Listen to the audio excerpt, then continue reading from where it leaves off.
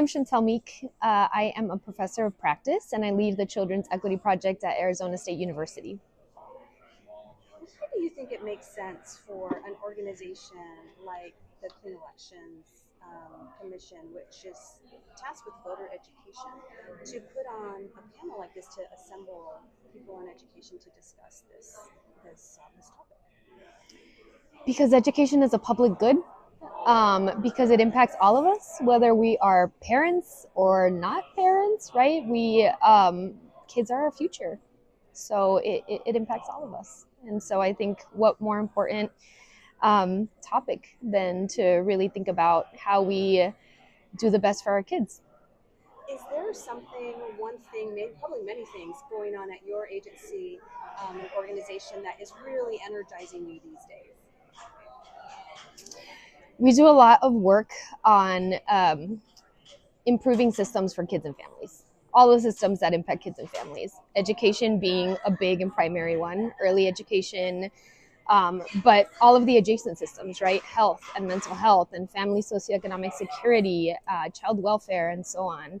And so we have been busy this last year really working to inform policymakers on what the research says, what the data say about what's best for kids within school settings, and what different policies, practices, programs are really associated with the best and most optimal outcomes for kids. We have a particular focus on kids from historically marginalized communities, Black and Latino children, Indigenous children, children with disabilities, children learning English, and so on. And so we really try to hone in on policies that really, are proven to result in the best outcomes and close gaps in opportunity that we've had in this country for far too long.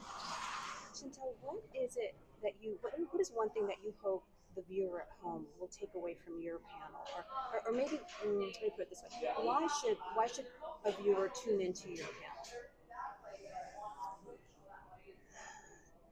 So unlike K-12 education, where we've all kind of decided as a nation that it is a public good, right? And that every child deserves access to a free public education, the same isn't true in early ed, right? We have a patchwork system. It's expensive. The quality is all over the map. And so families have a hard time accessing it. Once kids are in the door, there's kind of a varying degree of quality that happens, and learning and safety and so on. And so I think part of that, the root of part of that, is that we haven't decided that early education is a public good, right? And so it has suffered from inadequate patchwork kind of funding, public funding, for a really long time. And so we've been kind of hobbling along, trying to, parents trying to make it work. But I think, we've largely decided that domain is family's responsibility, right? But in an economy where in the vast majority of families, both parents have to work to pay rent, to pay their mortgage, to keep food on the table, we need access to early education.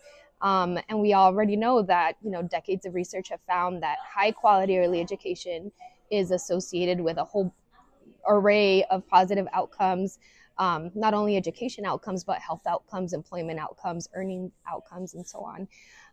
And so I think, I hope that we can kind of come together and appreciate the need for greater access to high quality services for kids and families before they enter kindergarten.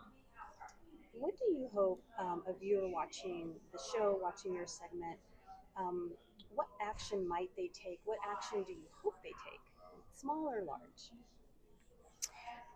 I just hope we can garner more support and communicate that to policymakers, that, the general public wants greater access to high quality opportunities for our youngest kids.